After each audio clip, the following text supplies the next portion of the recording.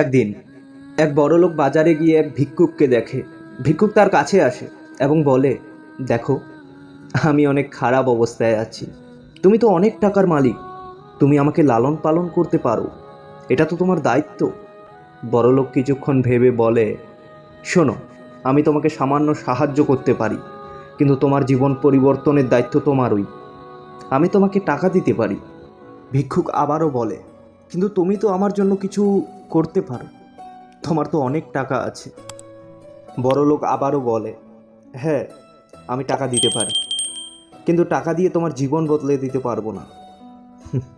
তুমি যদি নিজের পরিবর্তন না করতে চাও, তবে টাকা কিছুই করবে না। আমার সাহায্য তোমার জীবনে ছোট্ট একটা পরিবর্তন আনতে পারে, কিন্তু সঠিক পথ বেছে নেওয়া এবং জীবনের জন্য যুদ্ধ করা তোমার দায়িত্ব। ভিক্ষুক কিছুটা নীরব হয়ে যায়, তারপর বলে, তুমি কি সত্যি মনে করো আমি এটা করতে পারবো? বড়লোক হেসে বলে, অবশ্যই, নিজের উপর বিশ্বাস রাখো এবং সঠিক পথে চলা শুরু করো। আমি তোমাকে ছোট্ট একটি সাহায্য করে দেব, কিন্তু তোমার যুদ্ধ শুরু তোমাকেই করতে হবে।